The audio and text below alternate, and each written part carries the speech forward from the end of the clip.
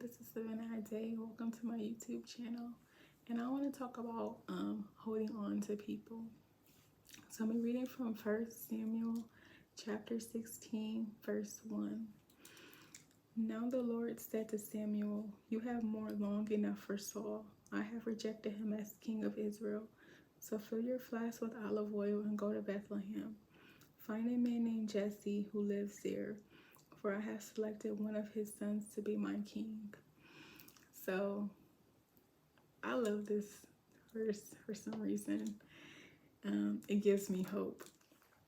But as we can see in this chapter, that the Lord told Samuel that he has mourned long enough.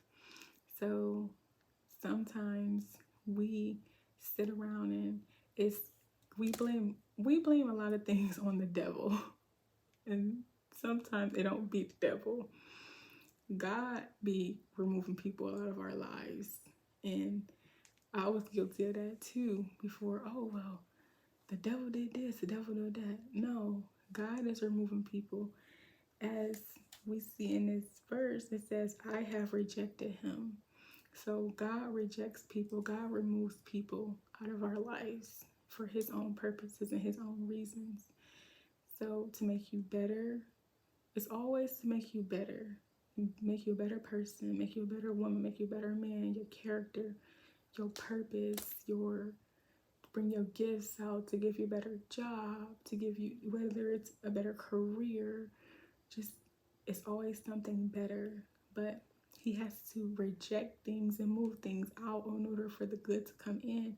But a lot of times we don't see that because we trying to hold on to what we think is best for us. We don't know that God has something better, even though we can sit here, like I said, we sit here and all the time and just be like, oh, well, God, I want this great marriage, or I want this great business, or I want this great job, or I want this great friendship, I want this great whatever. But what it is like God hears us, he hears us praying for it, and he hears our prayers. So he like, okay, I'm trying to get it to you, but we're holding on to what he already rejected.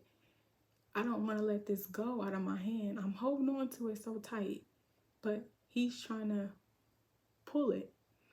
But my grip is so tight like this that he's trying to pry it out of my hand. And he's like, I done rejected this, and you just keep running back to it. So he's, Samuel was sad. He was in mourning for what God had already rejected. And so, okay, God, I already gave you your time of mourning. I gave you your time of sitting around being sad and crying and this and that, moping. And I'm not about to keep hearing about this. How long are you going to mourn? Mourning is over. I'm tired of hearing about this. It's time to get up, move, and get the things that I have for you. So it's like we have to let go of things and people in order for the good to come in. And that's going to take us to get heartbroken. That's going to take us to get hurt. That's going to take us to let things go. That's going to take us to let some jobs go in order for you to get a business to come in. In order to get promoted, you have to let things go. Even to shift your mind, that's going to take the old mindset away in order for the good mindset to come in. We don't want to change. We don't want to do better. But it's like, how can you expect better if you don't want to grow? You don't want better. And that's what he's essentially telling him, like, well, you didn't stay here. You done mourned long enough. It's over. How long are you going to do this? You mourn enough. Like, we're not about to sit here and keep crying about this forever. It's time to move forward. We moving on. We're not about to sit here and keep crying about who done broke us, who hurt us. We moving forward. We moving on. So hopefully that this can encourage somebody. Not being insensitive, but even our Father said it. And I just love this. Like I said, it gives me encouragement too. Because like I said, I sat around and hold on to people. Oh my gosh. Why'd they do this, God? Why? Why me? How many times I done rolled around crying to God, just crying and begging and pleading. Why they can't stay? Why they can't stay in my life? Why do they have to leave? Or why this or why that? God, like, I rejected them. They can't stay because I moved them. That's why. And it's like, he has his own reasons why people not in our life. He know everything. And the smartest thing that we can really do is when God remove people, is let him remove people. And I got to a place like when he put me in my wilderness season and that broke me, literally broke me. You know what I told God? Just keep on breaking me. And even though I don't like it, I don't just keep breaking me. Keep breaking me. Keep breaking me. That's the only way I'm gonna grow. That's it. As if I'm broken. Just break me until you don't break me. I mean, I'm in your hands.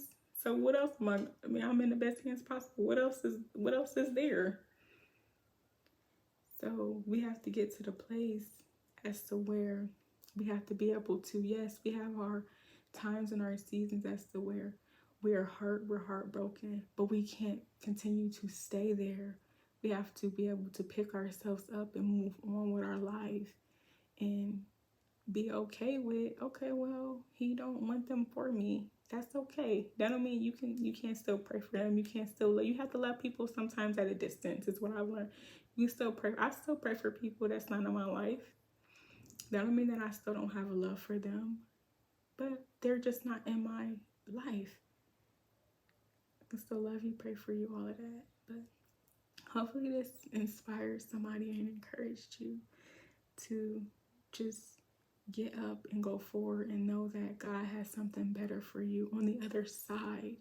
But in order to get to the other side, you have to let go. If he's telling you to let go of something, that's what I'm telling you. If he's telling you that, let it go. Just let it go and trust that he has something better for you. So God bless you. I hope that this helps you. Have a nice day.